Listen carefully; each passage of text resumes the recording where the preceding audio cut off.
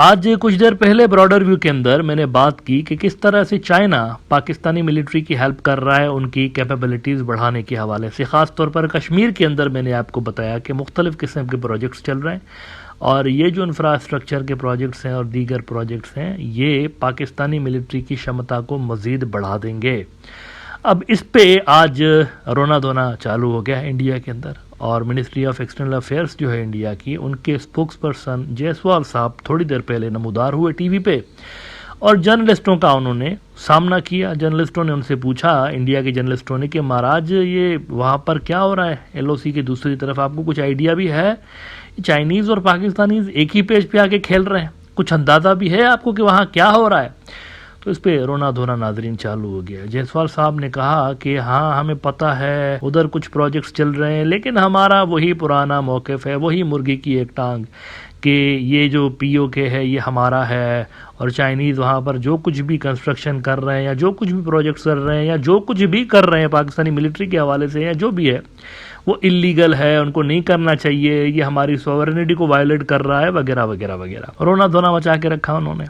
NDTV ने report किया है कि goes against our territorial integrity India on China Pakistan infra project, our position on CPEC also is well known to you, we are against it goes against our territorial integrity and sovereignty। उन्होंने कहा कि ये जो आपने 60 अरब से ज़्यादा का, China को उन्होंने कहा कि 60 अरब से ज़्यादा का, 60 अरब डॉलर से ज़्यादा का जो प्रोजेक्ट आपने लगा के रखा है CPEC नाम का, इसको उखाड़ें और रोड को उखाड़ें, ट्रेन की पटड़ियाँ उखाड़ें, वो जो पोर्ट बना पोर्ट भी फेंके, उखाड़ के फेंके, नहीं चाहिए, ये हमारी टेरिटोरियल इंटीग्रिटी को वायलेट करता है, निकल जाए यहाँ से। सीपेक हमारे खिलाफ है, इसको आपने क्यों यहाँ पर लगा के रखा हुआ, ये नहीं होना चाहिए। चाइना को उन्होंने मशवरा दिया और आगे वो कहते हैं एनडीटीवी वाले कि in response to query on reports of increased cooperation between Pakistan and China during the weekly media briefing Mr Jaiswal stated on PoK. अच्छा, ये पाकिस्तानी कश्मीर को वैसे पाक ऑक्यूपाइड कश्मीर इंडिया जो है वो ऑफिशियली बोल रहा होता है, तो ये पीओके उसको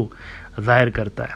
on PoK we are very consistent in our position, we want to tell you the whole of Jammu Kashmir and Ladakh, the union territories, they are part of India, an integral part of India, they are an integral part of India। कितनी बार लिखा है ये देखिए, integral part integral part integral part. ये पता नहीं उनको खुद को भी डाउट हो रहा है कि हमारा है या नहीं। ये तो 3-4 मरतबा उन्होंने यही चीज़ रिपीट की है। I mean look at that, they are part of India, an integral part of India, they were an integral part of India, they are an integral part of India, they will remain integral part of India।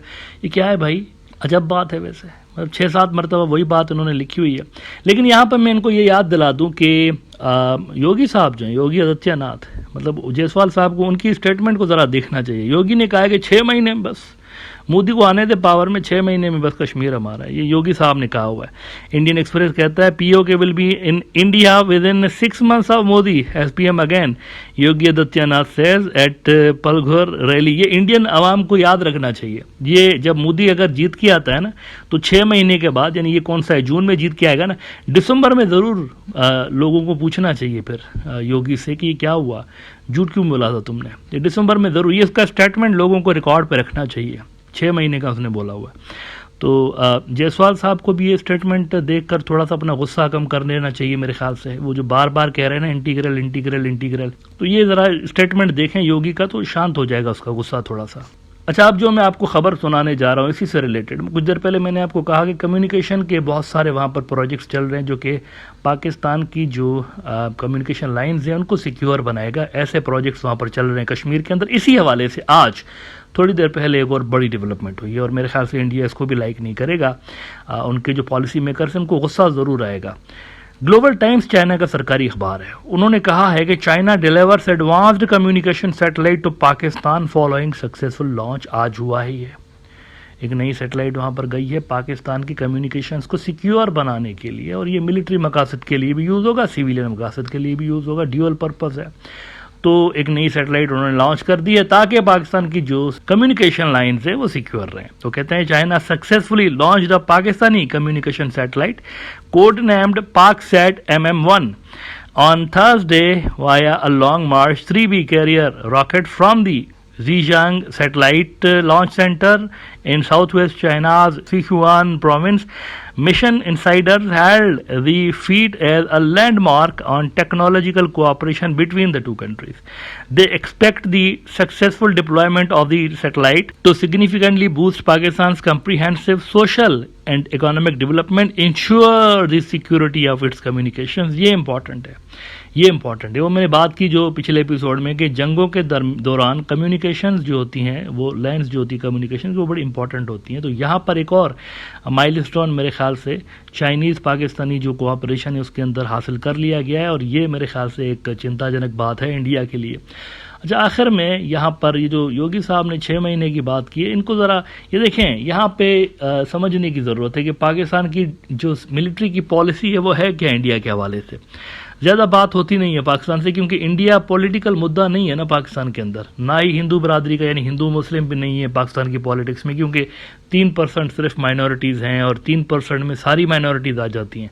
बाकी 97% पाकिस्तान के अंदर जो लोग रहते हैं वो मुसलमान हैं। तो उधर ये जो कम्यूनल वायलेंस और इस तरह की जो पॉलिटिक्स है वो नहीं होती वहाँ पे, वहाँ डिफरेंट किस्म की पॉलिटिक्स होती है। और इसी तरह से वहाँ इंडिया भी पॉलिटिक्स का मुद्दा नहीं है, तो ज़्यादा सुनने को आपको नहीं मिलता। जैसे इंडिया से आपको बार बार सुनने को मिलता है ना, कभी राजनाथ कुछ बोल देता है, कभी योगी कुछ बोल देता है, कभी मोदी साहब कुछ बोल देते हैं।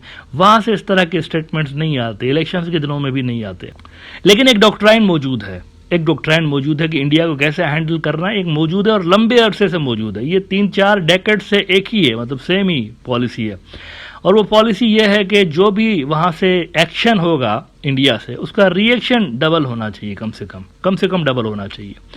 आपने देखा जब 1998 में इंडिया ने 5 धमाके किए तो इधर से 1 धमाका एक्स्ट्रा किया गया, 6 किए गए। उसके बाद 2002 में भी कुछ ऐसा ही हुआ था। फोर्सेस इंडिया की वहाँ पर आ गई, कोल्ड स्टार डॉक्ट्राइन को इम्प्लीमेंट करने की इंडिया ने कोशिश की थी वहाँ पे पाकिस्तान के अंदर, और एक प्रॉपर जंग छिड़ने जा रही थी। लेकिन वहाँ पर भी इसी तरह से हुआ, जो रेस्पॉन्स आया था वो डबल हुआ था। पर रिसेंटली हमने देखा अभिनंदन वाला जो वाक़या है, उसमें अभिनंदन का तो जहाज़ गिरा ही, लेकिन अंदर भी इंडिया के पाकिस्तान ने जहाज़ गिराया जाके, और 6 जगहों पर स्ट्राइक की, 6 जगहों पर स्ट्राइक्स किए। तो ये असल में एक डिक्लेयर्ड पॉलिसी है कि जो भी वहाँ से कोई एक्शन होगा तो रिएक्शन उसका डबल में होगा।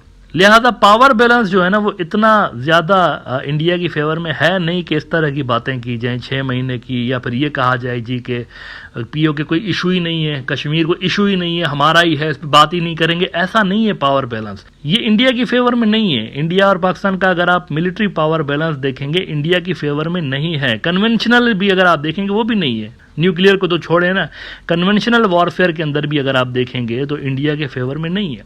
आखिर में ज़रा आप ये 2002 वाला जो स्टैंड ऑफ हुआ था, वही पॉलिसी आज तक चलती चली आ रही है। इस वक्त भी जब हम बात कर रहे हैं वही पॉलिसी है पाकिस्तान की, सेम 2002 में जो थी वही आज भी है। तो 2002 में क्या पॉलिसी थी, ये ज़रा जनरल मुशर्रफ का एक इंटरव्यू का क्लिप देख लीजिए छोटा सा। इसमें वो आपको बता रहे हैं असल में कि क्या पॉलिसी है पाकिस्तान की इंडियन मिलिट्री के हवाले से, कि अगर एग्रेशन होता है तो करना क्या है हमने। ले आए, मैंने भी फौज आगे कर दी, चल आओ ना, लड़ना है चलो लड़ते हैं, ठीक है। तो हमने इनका, मुझे याद है कभी मुझे एक रात को मुझे पता था कि ये अटैक करने वाले हैं पाकिस्तान पे। हाँ, एयर अटैक लिमिटेड, मुझे पता हुआ था कि ये आज़ाद कश्मीर में लिमिटेड एयर अटैक पाकिस्तान को पे करने वाले हैं। ये खबर हमें इंटेलिजेंस से मिली। उसी वक्त ये, मतलब ये पहली दफ़ा मैं बता रहा हूँ, उसी वक्त मैंने एयर चीफ था, मुशर्रफ ज़िया होता था। मैंने कहा open messages to all the air headquarters, ये एयर हेडक्वार्टर से भेजो एयरफील्ड्स को, अटैक आता है उसी वक्त काउंटर मारो उधर इंडिया में, टारगेट सिलेक्ट कर लो, और सुबह सवेरे दूसरी दफ़ा कि मैंने कहा ओपन भेजो था मैसेज, आए देखते हैं। नहीं आए, किधर आते हो, कैसे भाई, ये कोई मजाक है? कोई हमारे पास भी फोर्स है, कोई आप ये नहीं है कि हम कोई छोटा सा मुल्क हैं और आप सुपर पावर हैं, कोई ऐसी बात नहीं है, ठीक।